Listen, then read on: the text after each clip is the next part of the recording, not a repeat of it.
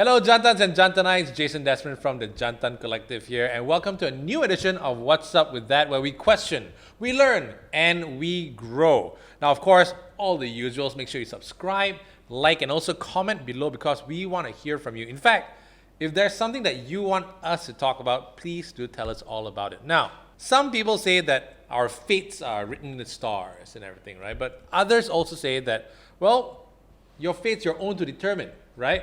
What's up with that? Here to lay all her cards, in fact, she's already done it here, to lay all her cards on the table for us is astrologer.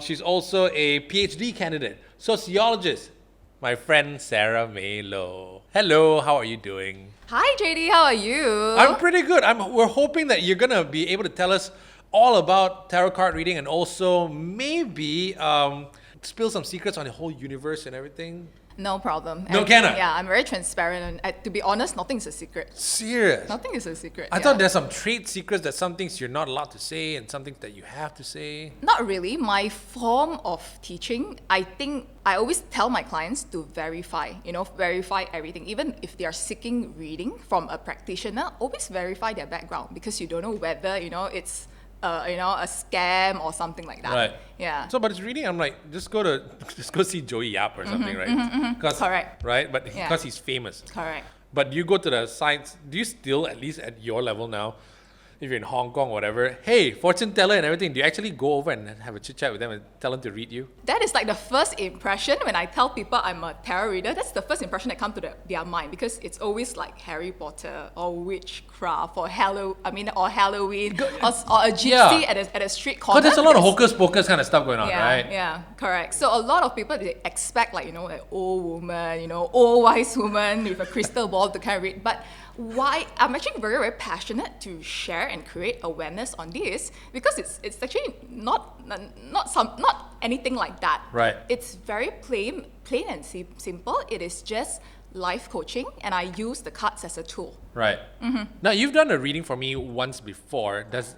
Hopefully things don't change because that's a pretty good reading. But I just need to know, did you get born into this? Was it a family thing where everybody was a tarot card reader, fortune telling and whatnot, or did you just kind of stumble into it? How did you get into it? So I studied divination and this kind of a new age art for the past 10 years. Divination? Divination. It's called divination. Okay. Yeah, so I started studying it when I was living in New Zealand actually. So Right. even though right now I'm known for being a tarot reader, but I first started out as an astrologer. So an astrologer, the calculation is actually different. It's a different style of reading altogether because I need like your exact birth date, birth time, and also birth location. Who remembers your birth time? It's in your birth cert. Really? Yeah. Never really actually looked at my birth cert. Okay. Yeah, so for astrology, we look at the planetary movements. Yep. So probably in media, you've heard of the term like Mercury retrograde and things like that. Right. Yeah, so this is actually astrology. It's nothing to do with tarot, even though there are similar elements within. Yeah. Feng Shui? Feng Shui, it is a different calculation altogether because it all originated from the different places. So Feng Shui, of course, is from China. Tarot is from Europe. Astrology, I think it's also from Europe. Yeah, so it's like different, and there's also different types of astrology. There's Western astrology, there's also Vedic astrology, which is from India. Right. So calculations is all different. How the chart would look, it's all different. Then so if I get read by someone in China and I get someone read different places, won't I get different readings then? I would say yes and no at the same time. It's because culturally, for example, Chinese type of reading, there's a lot of emphasis on money. Because the Chinese, they all love money. Yeah, so in Chinese readings, there's a lot of emphasis on money. Even in Chinese feng shui, like whoever you marry or you date, a woman, right, who you date or marry is symbolized by direct wealth or indirect wealth. So it is how much wealth this person can bring to you. I love being Chinese. Yeah, exactly. And Chinese is the only culture, right? Like for example, Chinese New Year, we always like excess. You know, we have to like gamble and drink a lot and, you know, spend a lot of money on food, and even food, right, you cannot finish one. Right, Because if you finish, you must have more than enough, exactly. right? Yeah. So I think Chinese is like the culture, right, that really promotes vices, number one, and promotes excess and promote, like, you know, a lot of materialistic things. But I don't think, I mean, it's just like more from like a business perspective. Maybe Chinese culture, right, we are very analytical, and also we believe that in order to be happy is for you to be rich. So how does it work for you though? Yeah, but because you did New Zealand, right? Correct. So the style of readings that I do is actually from Europe. It is more westernized. So it's more, we look from an angle of psychology. There's a lot of psychology angle to it, and a lot of like looking within, healing, and also things like that. So it is more psychology than just wealth alone. Right. Because there are many people, I mean, you're in the media, you read newspaper every day. There are many people who are rich and, you know, beautiful and also multi-talented, but they're not happy in their life. A lot of people go into depression. Yeah. So the cards will say what you need to fix and stuff like that, is it? Correct. Is that how it works? It's not fortune telling in a way, right? So tarot reading is a form of divination. Divination? What's divination? Okay, so the difference between divination and your birth chart reading is that divination, you read short term. Cards can only read up to 12 months, unless there are certain cards that show more than 12 months, then the practitioner would tell you. But usually cards can only read up to 12 months. Reason being, because it is a short reading based on a specific questions. Based on specific questions, that is why when I read at events and there are clients who have never done tarot reading before, they will sit there, tell me about me. But that's not how it works. But that's not how it works, because it is, what's your question? And then we pick out cards to, you know, reflect that question and see what guidance the card gives. Also, tarot, there's an element of free will. So for example, even if I'm going to tell you you're going to win the lottery, but you don't even walk into the lottery shop to buy the ticket, how can you win? Right, it doesn't make sense at all. Right. Yeah. So there is usually homework for you to do in order to reach certain goals or to achieve something. Right. So in a way, do you believe in fate then? I mean, because obviously you're reading this and then every 12 months things change according to how you're going to do things. But do you believe in fate? And have you heard of like fatalism, right? Fatalism is like, hey, it is what it is. I'll just have to live my life and eventually I'm going to die this way or whatever it is, right? But in this way, you're saying, in a way, feng shui also tells you that if you put certain things in certain places, you'll be richer, you'll be healthier and everything. Where are you on this? Okay, where am I on this? So I find that, you know, in life, right, it is actually, so fate and luck, you know, quite similar, fate and luck. So I find that life, right, it's 50% fate and luck, and also 50% of like your own effort. Why is this so? Because previously, I actually told you this before. I started out as a skeptic. Yeah. So I started out as a skeptic because I'm a scholar, you know. So the way I think is very, very scientific, very, very structured, and anything, right, that is not justifiable, I won't believe in it. But what I realize is that, you know, there are certain truths in this, because even I'm actually a member of Malaysia Mental Health Association. Okay. So I went for their workshops and things like that. Believe it or not, even from a psychological and also scientific angle, you do not discount anything that is related to religion or spirituality. Oh, okay. I'm going to explain to you why. Because let's say, for example, a person is in depression. Even if you send a person, right, to the best psychologist or best psychiatrist in Malaysia, and this person feel that they cannot relate. But maybe this person have an interest in crystals. Okay. And probably, I bring his or her favorite crystal to him or her, and, you know, it brought back certain emotions. And then this person's like, I think I really need to be positive. Right. I think I need to deal with this. So things like this, right, it's very hard to explain. Even right now, there's still a lot of studies being done, and there's no conclusion yet. But why, like, certain like Malaysian Mental Health Society or, you know, certain institution like this, why they do not discount anything that is like religious or spirituality in dealing with mental health issues? It's because it works. Right. Yeah. So you're saying that because of how we are here, you take into account both sides of things, like luck. Some people say it's preparation and whatnot, but Yes. there's also an element of psychology involved in it, is it? Correct. There is also like your hard work. Because, for example, I love reading autobiographies. Like, I love Oprah Winfrey because she's an Aquarius like me. But even though, right, I read, I go on Wikipedia and I memorize her profile and I try my best to emulate her. But I can tell you, right, every autobiography you read is for you to be inspired. It's impossible for you to emulate someone because there was an element of fate in her life. Like she had certain opportunities. Like, by fate, she got those opportunities and she became who she became. Or she met certain people who helped her in life. So that's why there's always an element of fate and luck.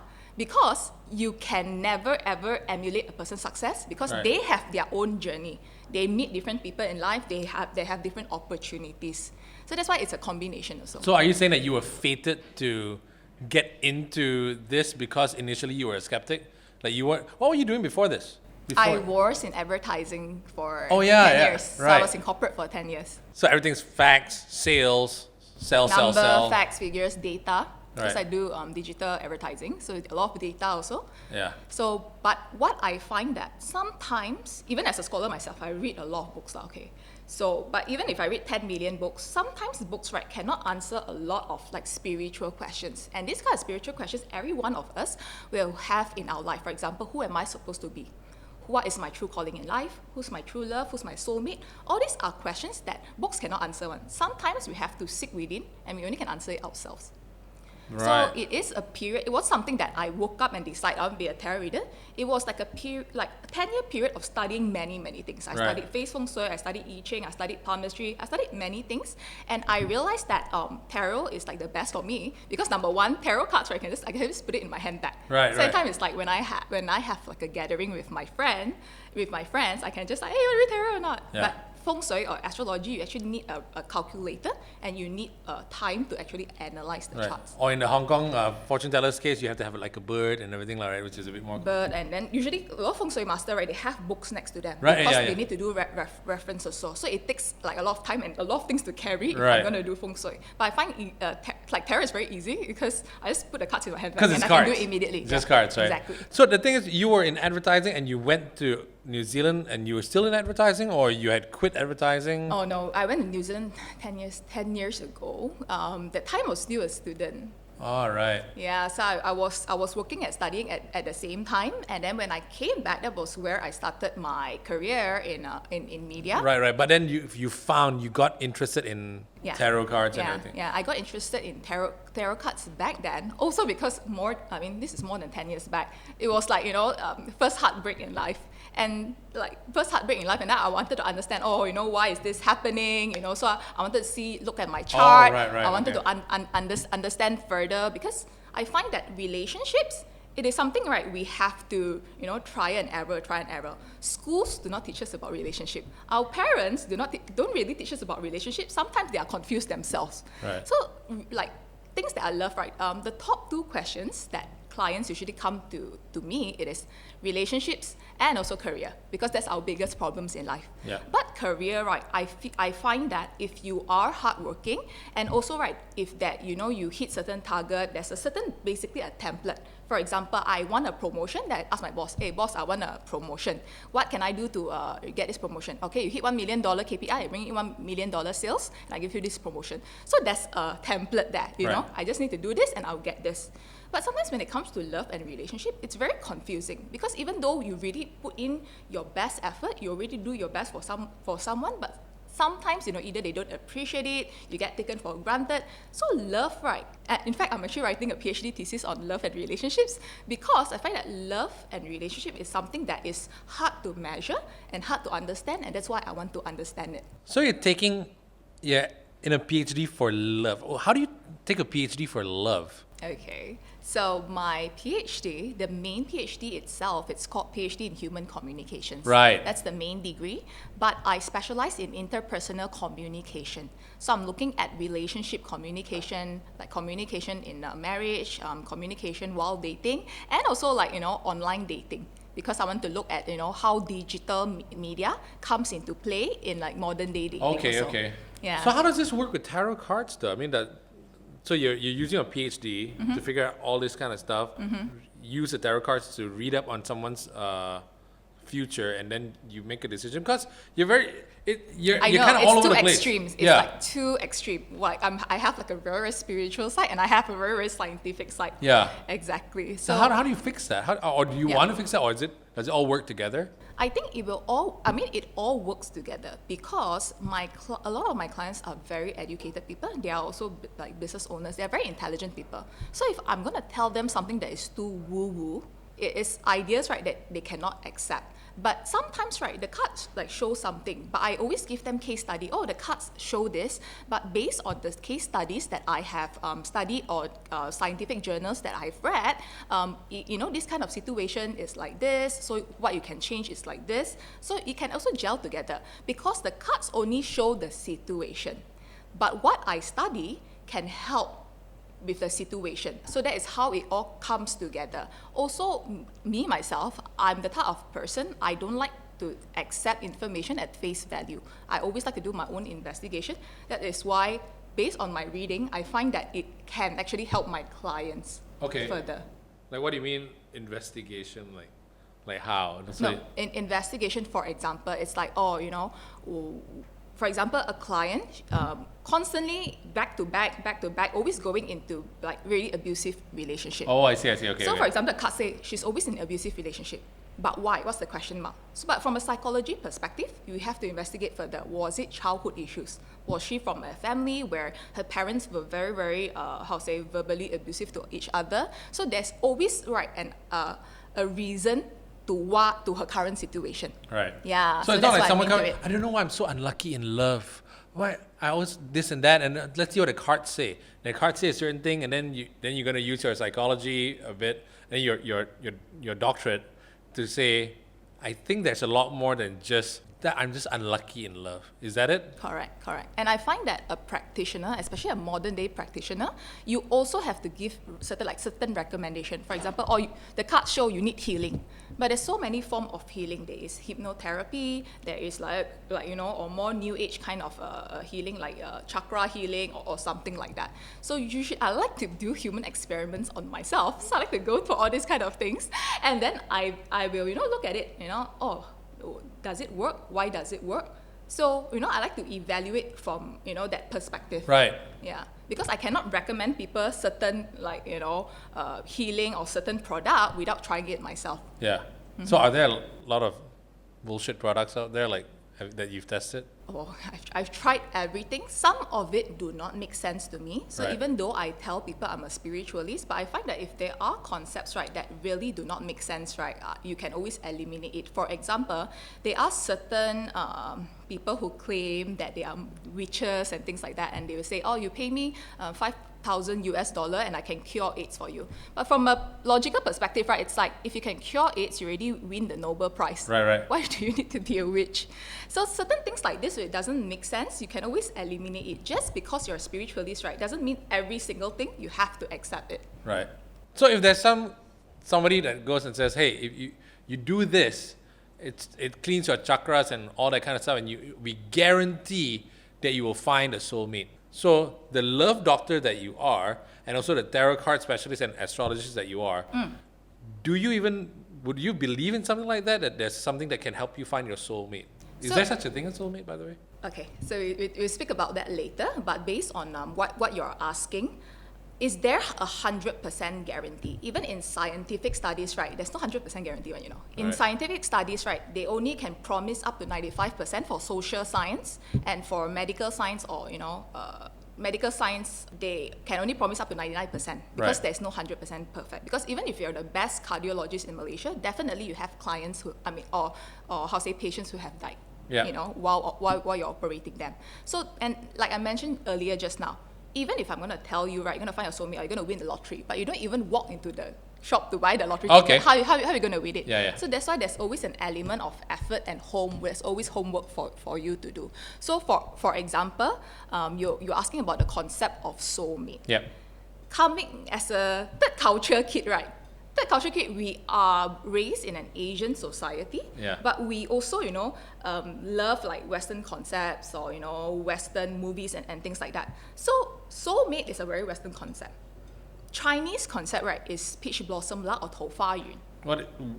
Have you heard of that? Not really, no. So to fa yun, right? It is your peach blossom luck. So it's commonly used in feng shui. Okay. But peach blossom luck, right? There are some days or some weeks or some years it's stronger, and there are some days, weeks or years, right, that it's weaker. But then for soulmate, right, it's like, oh, you only have one soulmate, and then past life you have had a connection to this.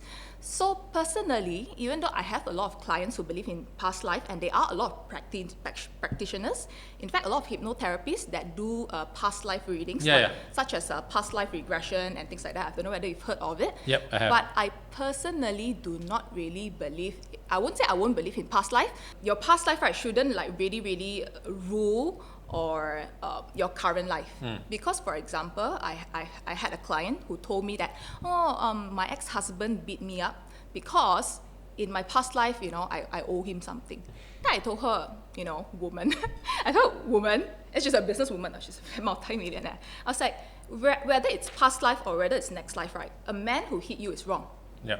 So it's like, why is like you bring that, I find that, sometimes, right, when people, they, accept woo-woo concept like this, right? It's just to justify and comfort themselves, right? To accept this man. Try to find some reason behind it. Yeah. It's like, that's why I accepted him. I wasn't in the wrong. But sometimes, yes, we choose the wrong partner. Everybody make mistakes. We make mistakes in life. Make mistake in business, in career.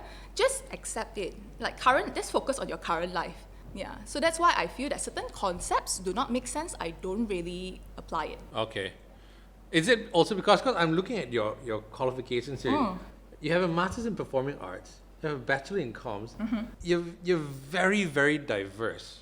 So, but this is an art. Those are hard facts, science, and everything. But this is an art. Is there any other kinds of arts that you're into that complements this? Complements this. I do astrology. I studied feng shui, but mostly I studied in the past I studied to understand it and to see whether there's a link to all this kind of new age practices. But yes, my background is very, very diverse because, believe it or not, 13 years ago I wanted to be a singer. All right, that was my goal 13 years ago. But one day I woke up, I had a lot of opportunity to sing, but when one day I woke up, I realized that I didn't want to perform anymore. After that, I evaluated. It was because I felt that I wasn't a performer. I was actually a business person. When I was performing, I was constantly pitching myself to clients, and I like that process. But I don't like the process of going to auditions and things like that, because auditions, right, you take up your whole day and it's not necessary you get it. So I find that auditions is a very, very waste of time, and the labor, right, to do a performance. Let's say it is only like a half an hour singing gig, but the labor, right, you have to practice like one whole week. So it takes up a lot of my time.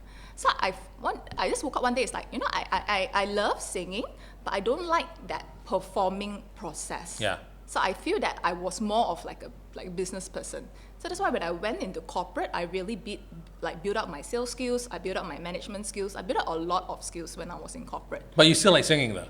But I love singing. I sing in bathroom and I'm showering. Right. I play the ukulele, so sometimes when I'm stressed out, I do play the ukulele and sing. All right. So that's an art. Is the occult an art to you? Because in your Instagram it says that you're a cult leader. Yeah.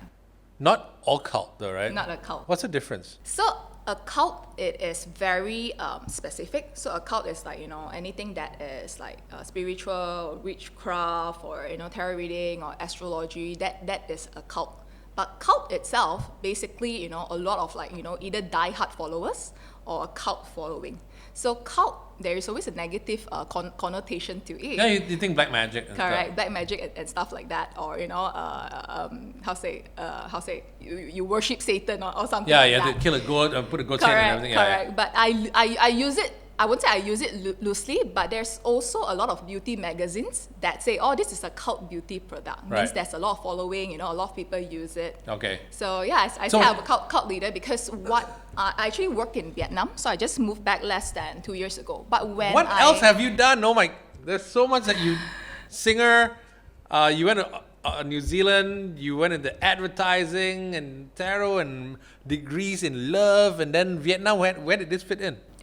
So I was working in Vietnam for 2 years, and I was heading an agency there. So that time I was like working in. Oh, same advertising agency. Yeah, correct. All right. Okay. Correct, Okay. yeah. So I was flying around very, very often. But when I decided to come back, I decided that I didn't want to be like a normal tarot reader. When I decided to come into this line of work, many people tell me a lot of things. It's like, oh, if you want to be spiritual, you have to wear all white. Or you have to do certain things, or you have to play to Guan Yin, even though I'm Catholic myself. So, a lot of people have been feeding me this kind of like information. But I feel that, I want to be myself. If I want to wear head to toe leopard print today, I'll wear head to toe leopard print today. So one of the things that I did when I came back to Malaysia, right, was I disrupted the tarot industry. So in the past, when you hear of feng shui and things like that, a lot of young millennials, which are my followers, there's something like, it's like, oh, so old, it's like, your mother nagging you or some auntie nagging you. But I made tarot like, very, very young, hip, trendy, and also sexy. That's why a lot of young people right now, they're starting to be interested in it. Yeah. And you can actually see, like, I went to, where was it I went to Kinokuniya. And there's a whole section on different tarot cards, and I think, wow. Yes, the fact that they're bringing it in, that means that there's people buying it. Do you know it has been there? You just didn't notice it. It has been there for 6, 7, 8 years. I think from the start.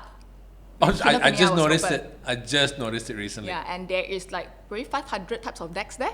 Actually, let's talk a little bit about the decks that you brought here. I really thought that there was only one kind of tarot card. Is there different? What is cartomancy, right? Tarot cards. What is it really? Because you said it's not astrology, because you do astrology, but tarot card reading is something completely different. What really is tarot card reading? It's not fortune telling. So as I mentioned just now, it's a form of divination. But the word cartomancy itself, it means like divination through cards. In fact, you can even use like normal playing cards or poker cards, right, to read tarot. Then why do you need all these special cards then? No, but the main design is this one. It's called Rider-Waite. Sorry, what? This is the most popular design that across the world most tarot practitioners use. Right. Then my other cards that I have displayed over here, these 3 are called oracle cards. Right. So oracle cards, right? For example, those who are amateurs or just starting to learn, there are already messages on the cards. So it's very easy. Oh, say I just want a positive affirmation today. I want just a positive message. So just pick a card. Oh, today say, allow your heart and soul to sing with joy. Right. So oracle cards is more like positive affirmation or something like a positive affirmation for yourself. But tarot cards, this form of cards, you actually need to practice, or you need to attend a course, or read many books to master reading this. What do you mean by master it? Like, what do you need to learn about it? Each card means something different and whatnot. Yeah. Because there's a death card in there, right? There's a death card. So death card is my favorite card, actually. What? Death card is like the worst card ever, isn't it? Isn't it like once you get it, you're done for? That means you're gonna die in the next 6 months or something. No. So there are 78 cards in this Rider-Waite deck. And the chances of you pulling out a death card is quite high lah. So impossible. Why? If I got 100 clients, right, like 70 of them put death card, it's touch wood, impossible. They will meet death, in the next 6 months or something. But death card is my favorite card. Number one, death card actually represents the Scorpio, because the Scorpio zodiac sign is the sign of regeneration. They every time remove their old skin. Oh, right. Yeah. So because you studied tarot on your own, did you get certified? I mean, like, you're telling people that you're a tarot card reader, but if I wanted to be a doctor, I need to have some degree in medicine or whatever it is. Do you have a certification in tarot card reading? Well, overseas, you're actually required to have a license. Right. Like in US, UK, I'm not very, very sure, but I know US, you need license to practice as an astrologer or tarot reader, because it's actually a business. But in Southeast Asia, there is no such body or board yet. Why? But eventually... Because too new? I wouldn't say it's new. I mean, it's a 600-year-old art. It's just in Southeast Asia. In Southeast Asia, I think probably in Southeast Asia they used to practice like feng shui. Feng shui is more popular, but eventually I might want to be part of like certain overseas body, Right. because they actually help to regulate certain things.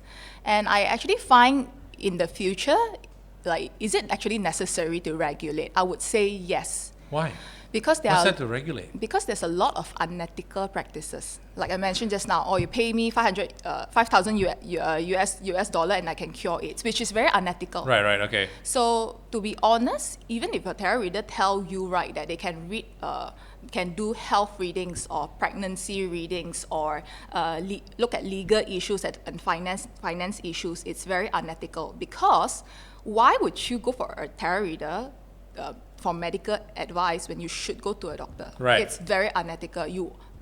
Most tarot readers, unless they are doctors themselves, they are not qualified to do that. It's very dangerous. Right. Yeah. So, right now, you're not licensed. Is that the right word to use? There's no licensing in Southeast Asia. Right, but you're hoping to get it. I think eventually, I don't think it's that soon, but eventually in next 10 years or something like that, if there are like boards, right, to regulate certain things, it would be good. So you've been doing this for many years now. And how many clients have you had? I mean, can you even remember how many you've had? More than 6,000. 6,000? Yeah. Any repeats? Plenty. They always keep coming back I because have a this lot is of like regulars. 12 months. You said it lasts. It's like there's a validity for it, right? Yeah. Why do they keep coming back? Okay, so this is one of the common questions. It's like, how often can you do readings? You can actually do readings, right, really often because it's based on your question. So a lot of my clients or entrepreneurs or business owners, they come back every month because every month there's a new business strategy. Or for example, when everyone still can fly. Or this month I'm flying off to China to try to win this deal. What guidance can you give me? Or next month I'm going to Thailand. So a lot of my clients, depending on the situation, when every time there's a new development, they can come for a reading. But there are some clients who come back like once a year, for example. It's my birthday month, I want to do my yearly readings and things like that. Right. So, or for example, clients who are actively dating. So let's say 1 year, definitely you meet a lot of suitors, right? Things like that. So every time there's a new development in a person's life, they can always come back for a reading because it is based on your question and situation. Yeah. Do some clients come back to you and say, you know what, I've come to you for a few readings already. Now I want deeper stuff. I want to, like, do they think of like you have special powers where it's like different? Some people, because they've gone to you for many years, that you can actually give them even more insights. Like they call it the 10th insight or the 10th level, different information that you can pass to them. Yeah. Is there such a thing? So just now you told me, right, when you went to Kinokuniya, there are like hundreds and hundreds of decks, correct? And for spreads, right, different spreads there are also hundreds and hundreds of spreads. So different types, why a practitioner always asks you what's your question? Because we need to know, right, what spread to open. Okay. Based on your question, right, it's either a 1 card is enough, or 3 card, or a Celtic When you're saying cross. spread, how you lay the cards out, right? How you spread the cards. So there is a 10 cards, a very, very popular 10 card spread, which is called the Celtic cross, or a horseshoe. Right. So depending on your question, right, it's different spreads. So different spreads, right, can actually answer different questions. So for example, I think I've got childhood trauma. I want to look deeper. So I will do a pyramid spread because it looks deeper into the whole situation. So that is why the question itself is so necessary, because the practitioner needs to know what spread to open. Okay. And how many cards to pull up. Is there some secret to it? Like sometimes I watch, I know it's not connected, but when you you look at magic tricks and everything, right? See David Blaine and David Copperfield and everything. Some of it looks like, hey, I can do that and everything, but there are just some people who, it's magic. Yeah. Now, is there magic to what you do? Is there some secret knowledge that you know that not everyone else knows, like a third eye kind of thing, forbidden knowledge kind of stuff? Yeah. So traditionally, a lot of spiritual masters don't really like to share their craft, right? Because they believe that they know a certain secret. But I have like my own students, I have my own academy, and my way of teaching, right, is very, very easy, right? I say it's like idiot-proof one, can one. So if you were to get a reading from one of my students, right, you will get roughly the same reading as me. All right. So you made a template in a Then way. I would say a template, but then it is it's actually a style, because I do a very, very keyword style. For example, each cards have different keywords. So for example, I'm gonna open 3 cards right now. So What cards are they? no, it's the cards that we pick out just All now. right, cool. So let's say, right, there's a keyword here, and based on your question, there's a keyword here, there's a keyword here, there's a keyword here, and I piece the keyword together, right, to create like a paragraph, like how when we were in primary school, how we Right. write karangan. Yeah. So it's like kata-kata kunci. Right. So that is how I teach. So that's why a lot of my students, right, or aspiring students, they say, it's like 1-2 day course, can read already, meh? Right. And they are very surprised that once they go home, right, they practice on their friends or practice on their family members, like, oh, really can read. Oh. Right. Yeah, so most readers, right, especially my students, when they first start reading, right, they will put their books, the books that I give them, right, put aside, because there's all the keywords there. It's like, oh, let me piece it together. Right. So the hardest part about learning, right, is actually the memorizing the keywords. Like the rest, right, it's all practice. So it is nothing that is hidden, because like I got a lot of like type of questions. Like people ask me whether, do I channel, do I see spirits? Is there like a fairy talking Yes. next to me? I've never seen any ghosts in my life. Touch wood, touch wood, touch wood. I don't think I have a third eye. I don't want to open any third eye. I don't want to see anything. So when people ask me, do you believe in spirits? Do you believe in things like this? I would say I'm not sure, because I've never seen any. Right. Okay. Yeah. But also back to like the question of spirit, like spirit and spiritual, spirituality, right, and religion is Yep. actually 2 separate things, because a person can be religious but not spiritual, and a person, right, can be an atheist or a free thinker and also spiritual. Yeah. It's actually 2 different things, but people every time think it's the same thing. I suppose the difference between being someone who's religious and also someone spiritual as well, right? It's 2 different things completely. But actually, speaking of religion, you said you're a Catholic. I'm a Catholic. How does this fit into your Catholic faith? Yeah, so it's very based on like my social media profile. A lot of people, won't think that I'm someone like who would go to church or is Do you? religious, but I do. I even go for Bible studies. Wow. So believe it or not, Jesus is a psychic, and Jesus is also a healer. Probably he do a form of like chakra healing or something like that. Because when you read by the Bible, Jesus, right, he has a foresight. Number 1.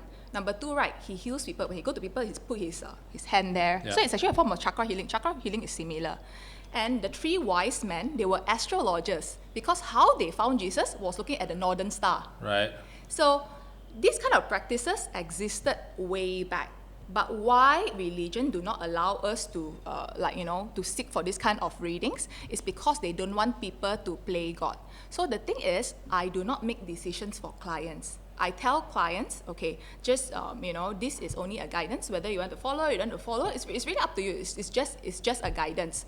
I don't play God. I don't make decisions for clients, or I don't meddle in a person's life or a human life. So I think practitioners need to know the fine line, because there are practitioners who I told you just now who are unethical, who would say something like, I think your husband is cheating on you, so you need to divorce your husband now, or not you will die early. That's like, it doesn't make sense. Number 1, marriage and relationship, right, it's a one issue. Your health and death, right, is another issue. How can you link it together? Right. And are you going to tell the divorce lawyer, or are you going to tell, right, the judge or something like that, I'm divorcing my husband because the psychic tell me so. Yeah. It doesn't make sense. And that adds to the EBGB hocus pocus of everything, because people want, the moment you say something like that, it's like, what? Are you nuts? Stuff like that, right? So that is why I do not make decisions for clients. Okay. I do not meddle in like a human life. So that's why practitioners also need to know the fine line. And believe it or not, there are cards who is like, a Christian Jesus card. So every card, right, is like a positive affirmation from the Bible. Right. Yeah. But technically, though, I've never seen tarot cards in any religious text. Right? Is it allowed? Are you barred from doing this? Are you hiding it from your religious friends? I won't say I'm hiding it. Like my relationship with God is my relationship to God. So I find that every religion is very beautiful. I'm the type of person, right, even though I'm Catholic, I love to understand, because I used to travel a lot, so I like to understand different culture, I love to understand different religion. Like in Vietnam, there's a lot of religion. One very interesting one is called Khao Dai. I don't know whether you've heard of it. It's actually an eye symbol. And that religion, right, there's elements of Hinduism, Buddhism, and Christianity. And Really? I think Islam also. You should go and Google it because you love all this kind Khao of Dai, philosophy. Khao Dai. So you can Google it. So I love traveling to countries, right, and understand like certain philosophical concept and things like that. So even in Malaysia, there's a very beautiful mosque next to Publica. Yeah. Non-Muslims can go in, you know. Yeah. So Yeah. I also went there. I spoke with one of the religious leader who is a convert actually. He's a Chinese guy converted. So I like to discuss on this kind of philosophy thing. So what I believe, right? Every religion is beautiful one. When they are certain like when people do bad stuff, in the name of God, right? It's their own interpretation and they are bad people. That's what I feel. So that's why. Right now, there are a lot of things, right? They misinterpret verses from the Bible. They misinterpret verses from the Quran, and they just do whatever they want to do. Right. So that's why I find, right, there are certain truth to it. I also believe that humans shouldn't play God or meddle into a person's marriage or something like that. It's very, very unethical. So that's why I always tell my students, so it's like, you just give guidance only, but you cannot meddle. That's why also, right, when I meet clients on the outside, sometimes I just I don't really acknowledge them because a lot of them are public figures. Yeah, okay. So just in case they are with family and all that, it's like why one girl suddenly like smile and say hi. Yeah. So you always, I think everyone need to know their boundaries lah, basically. Right. Okay. Now, we've touched on religion, but because in Asia, Southeast Asia especially, many stories have come up where it's all old wives' tales. Superstitions.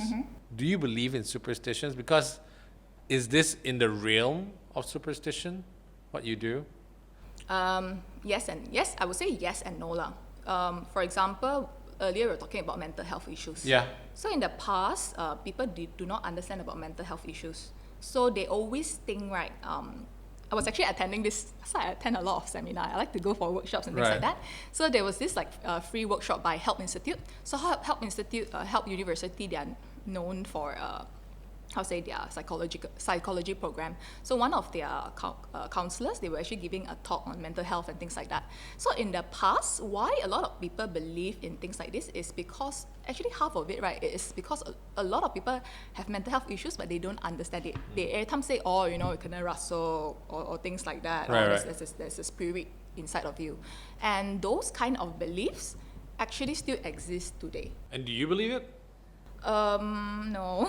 Like I said, I cannot see ghosts or anything. So if you tell me, right, the spirit, enter a person's body, right, but I cannot see it. So it's hard for me to tell. So Hungry Ghost Festival, stuff like that, you don't believe in any of that? I don't believe. I'd be careful because I'm scared also. Exactly, right? So that's the thing. So technically, is that believing in it already, or you just want to push I think your luck? It is like upbringing. I think like upbringing, like my mom say, go at night, so I think it's culturally, like it is from my upbringing that I'm scared, even though personally I've never seen anything. Right.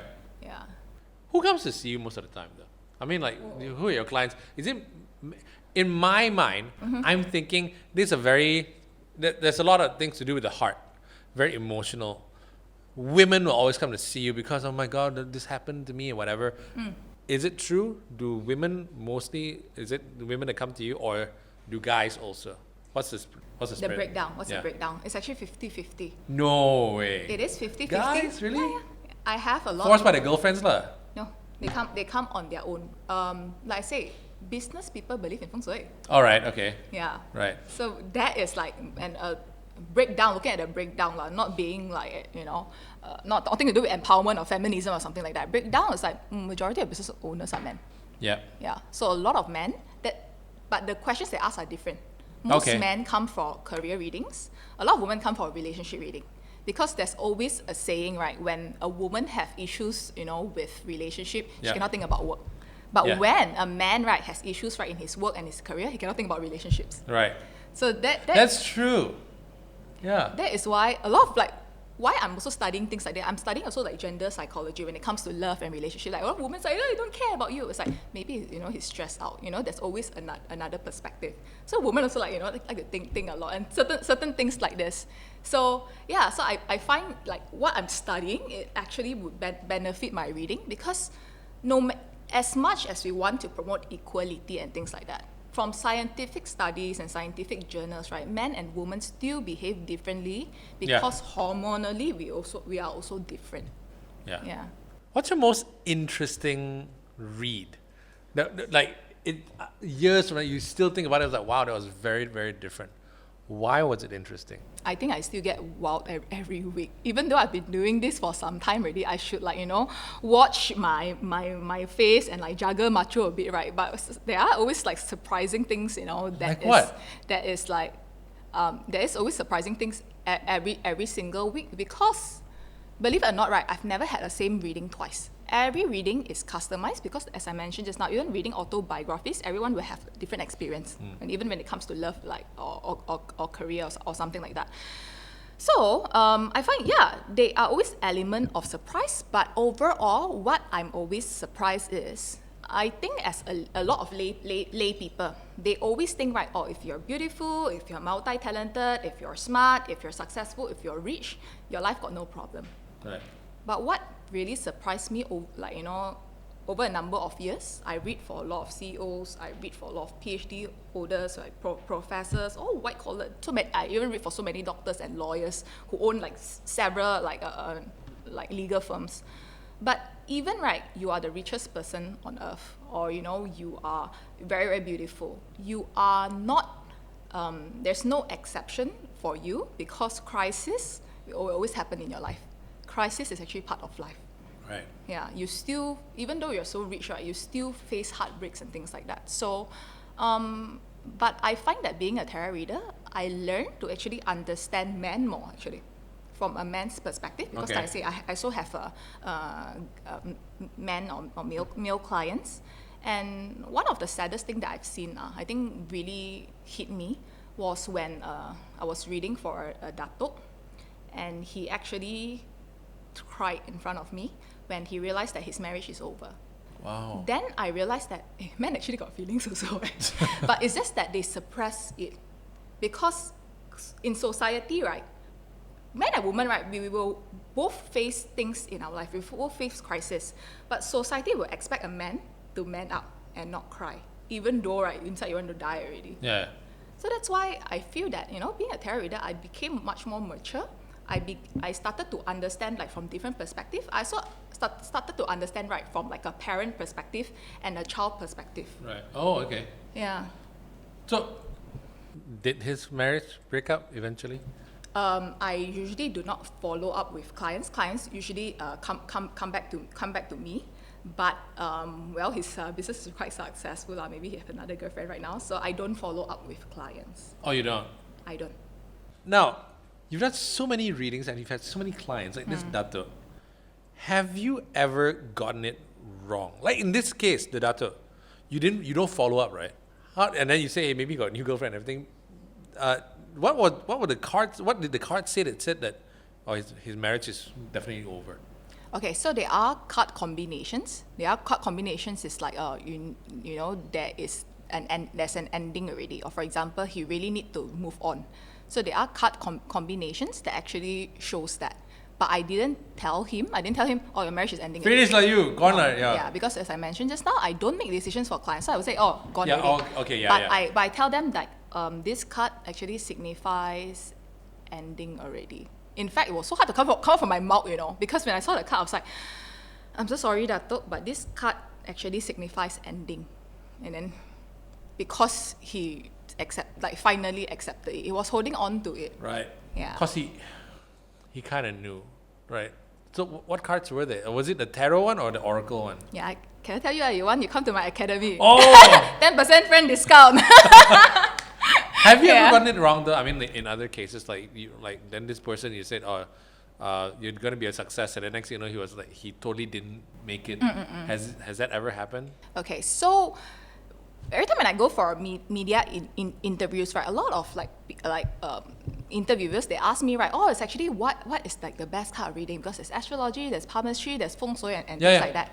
I every time say, right, before my clients come to me, I actually explain to them, how it works. This is my style. So I find that, right, sometimes even as like a psychiatrist or psychologist, like when you go to this psychologist, like sometimes you don't resonate with this person, but you resonate with this person. There are a lot of other like variables, apart from just the reading itself. So for example, maybe I am reading for a client who's more like Chinese educated, so they don't understand certain Western concepts. They don't really understand certain like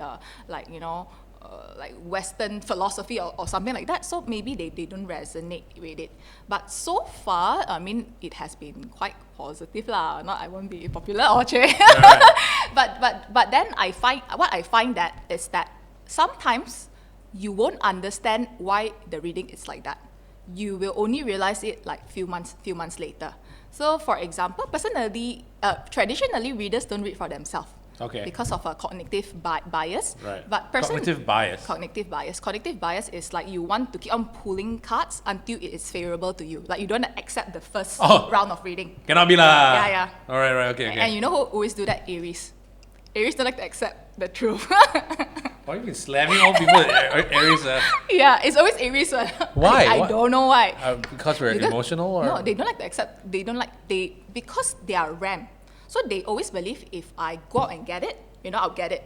Nobody can stop me. Even the wall is there, right? They're going to ram the wall. Because they are the ram. Right. So I think Aries, the good thing about them is they are go-getters. It's like a lot of them end up like, quite successful in life because they're go-getter. But sometimes it is actually not time for you to do certain things yet. Right. You actually need to chill. So but anyways, so there are certain readings, right, even for myself, that I will only understand later. So for example, I pick out cards and I want to have like a collaboration or business partnership with this person. It's like, why this card is bad lah? I don't know why, but okay, let me snap picture first, and after that I go reflect on it. Then after a few months, then I realized that why this card, right, the reading for this person is not bad, even though initially this person seemed like a good person. Yeah, sometimes you only realize it like later on, man.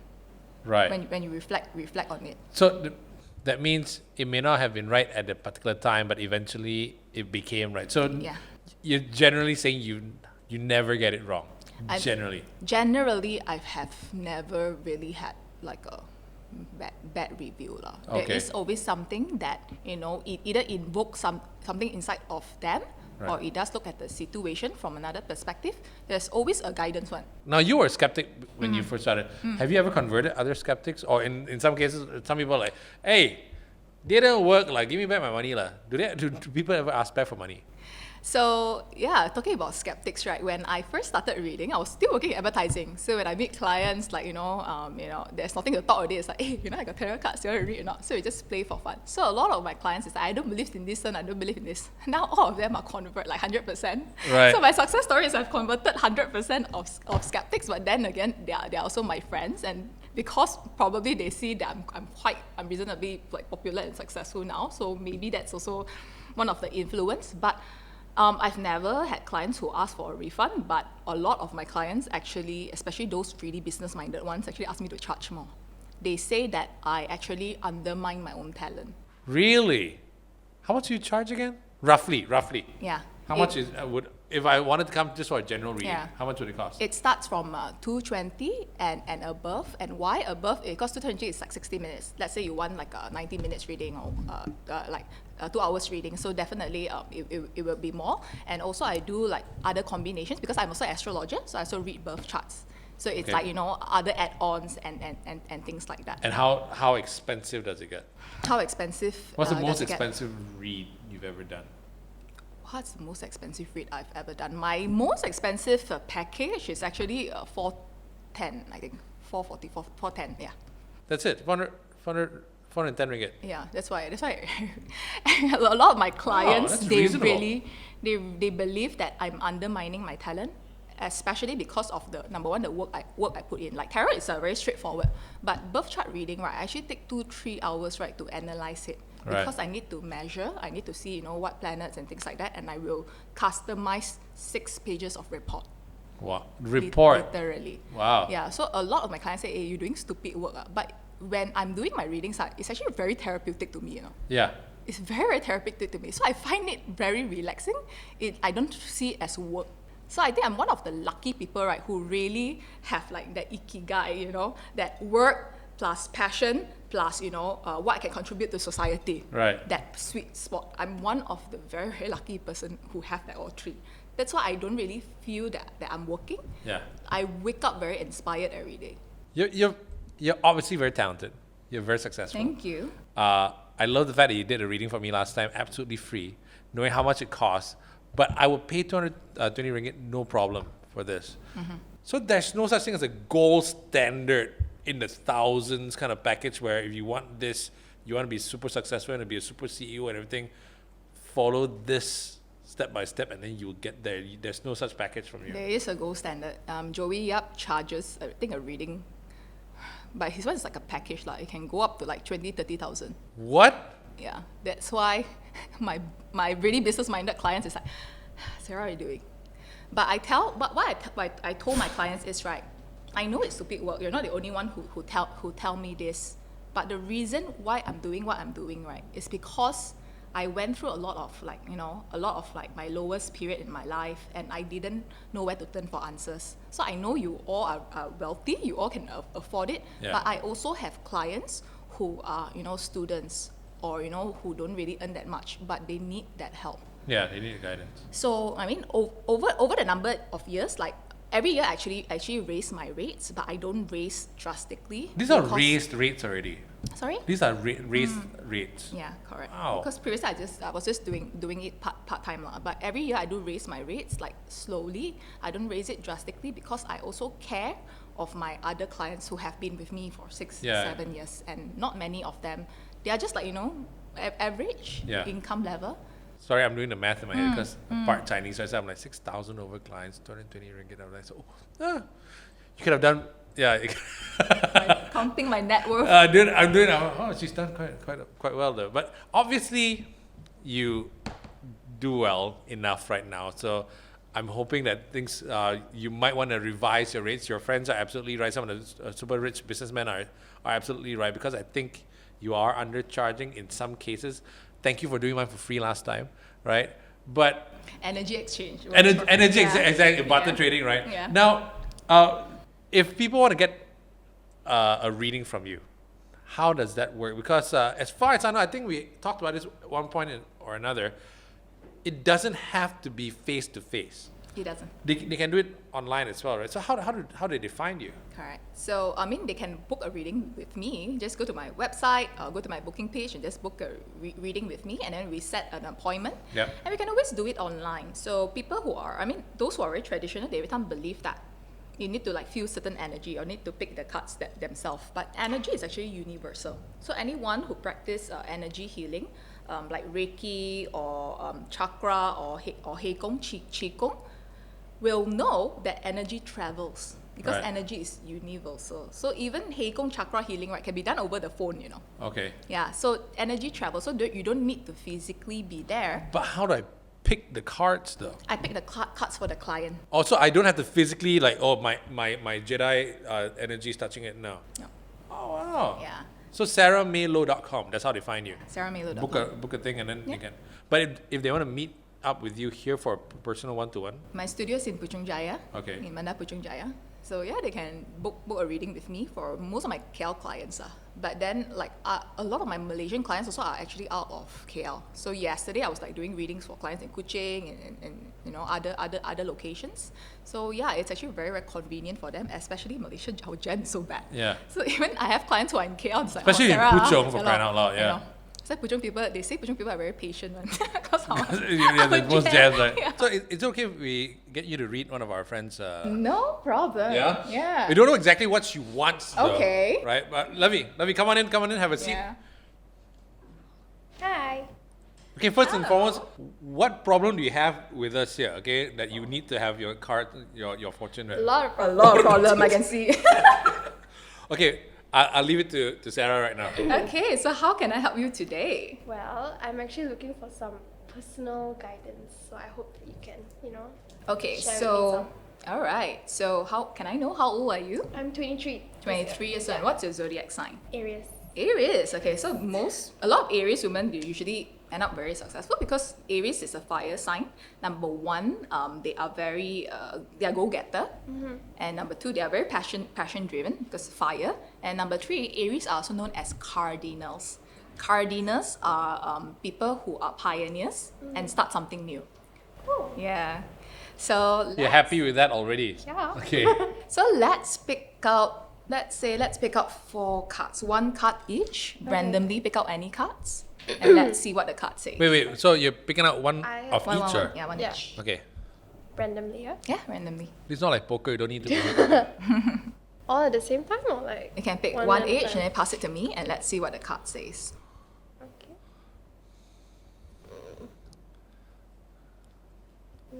Why am I nervous? Okay.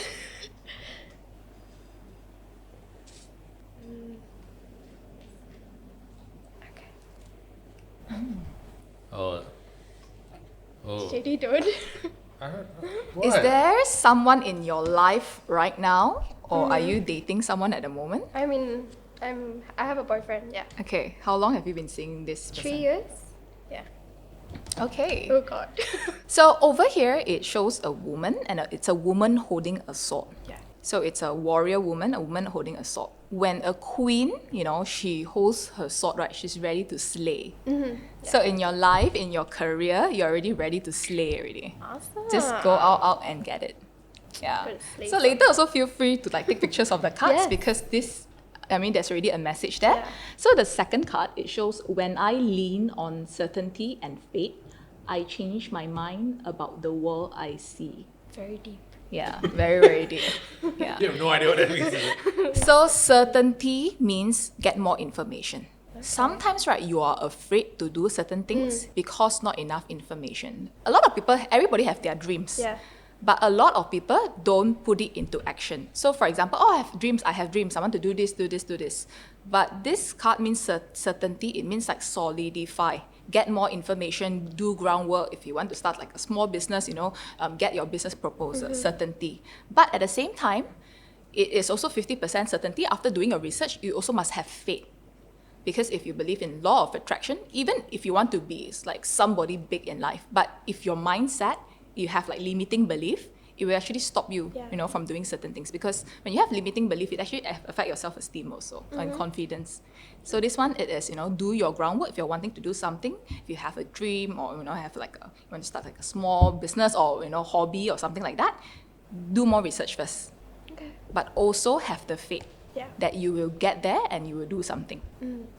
This card, it shows a person looking at the past. There's certain past that's haunting you, certain either past mistakes, certain past that's haunting you that you keep on looking back and you're like, I shouldn't do this. I should have done this differently. So true. And this card is telling this person to turn around because there's still 2 cups standing. Why are you keep on looking at the cups, right, that has already fallen down? Yeah. Already the air already tumpah. When there's still opportunities here, there are still 2 cups standing. So just turn around and move on. Yeah, because whatever has happened, it's time to move on. And the reason why I was asking about relationship, because there was a relationship card here that came out. And this card shows that heart-to-heart conversations, honestly discuss your feelings with each other. So what's your boyfriend's zodiac sign? Leo? Okay, Leo and Aries are both fire signs. They're both also quite passionate, quite go-getter. So both of you are complementary, but maybe there are certain things. Maybe both of you have different language of love, Yeah. or something like that. So really sit down and acknowledge it and talk about it. Sometimes in our 20s, right, and most relationship in like your 20s, right, a lot of relationship in 20s, right, it's very a lot of assumptions because you're finding yourself. Yeah. He's also finding himself. Is he around the same age? No, 1 year younger.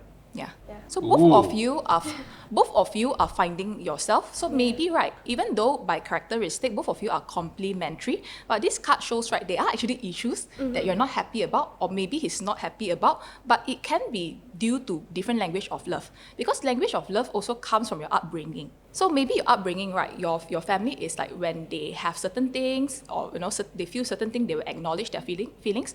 But maybe he can be from someone that from a family that is traditional. Like they don't say I love you, but it's through their actions. Or I buy your favorite food, it means I love you. Yeah. But both of you really need to have like a heart-to-heart conversation. Really sit down. So I think these are issues. We need to work on it. Or if that's your language of love, I need to understand. This is my language of love. I need to understand. So that is what the card is saying. So are you happy with this read? Does it clarify a lot of stuff for you? Yeah. She's not so scared anymore. No, I'm not scared. I'm So quite comfortable. yeah, so that's why a lot of people, like I know just now you were quite scared. A lot of my clients, so that, especially the first time they do readings, when I was like a client in the past, I was also very scared. But readings, right, should not scare you. It should prepare you. I told you Right. the other Yeah. day. It should not scare you. It should prepare you. Because it's just a form of guidance to help you. Yeah. Maybe there are things for you to acknowledge. For example, this card saying, move on. Stop looking at the past. Don't let it haunt you, because the past is the past. What's done is done. Yes. Yeah, and this card is telling you to be ready. You're ready to slay, go get it. This card is telling you to do certain groundwork, certain research, and also Yeah. have faith. Yeah. Does everybody get that I card, the second one? Because I think I got that the last time you did for me, right? And you told me is to get your groundwork together. Don't just plan. Get off your ass and do stuff, right?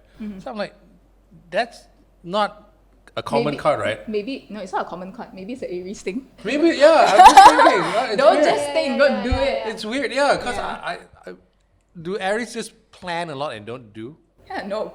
Aries, right, don't think they do. They do, right? And that's the Yeah. problem. And that's the problem, because Aries are known to be impulsive. Sometimes, right, they do only, but after it's like, But they get over it very fast. And then Right. it's like, okay, next thing. That But is sometimes, really- right, there are times, right, every time when I do reading, that's why I say every reading is different, because there are times, right, when people need to do their homework, like right now. You need to do this right now. Sometimes, right, it's like, okay, the card is saying that don't do anything right now, wait 4 months first, wait 6 months first, wait next year first. So every reading is different, but I don't know. Yeah, you also self-reflect. Yeah. Maybe there are things, right, that you're not supposed to do right now, but you need to plan. You need to do the groundwork first. So in Lovey's case, this is valid for 12 months. Is that how it works? This is valid for 12 months, but this is just a general guidance. So it can be, these 4 cards can be a reflection of her career or her relationship, because it's just general. Right. We didn't go into detail. Yeah. But Okay. usually when a client have more detailed reading, then we pick out detailed reading. For example, if I want to migrate to Thailand, Singapore, or Australia, which one is better for me? So I'll pick out cards to reflect those options and see which options are better. So those are very specific. Right. So this is an opening reading, in a way, for Lovey. If she wants a more detailed reading, then you have to do that. The that full cross reading. thing, whatever, right? Celtic cross, yeah. All right. Pretty happy? Yes. Are you relieved? Yeah. All right. Another satisfied client. So it's 6,001. That's why I'm popular. Wow. Sarah, thank you so much for being here. If you want to get in touch, if you want to get a reading, you want to do it online, if you're watching us from another country, not Malaysia, get in touch with us. How do they find you again? What's your website? www.sarahmaylow.com. That is brilliant. Yeah.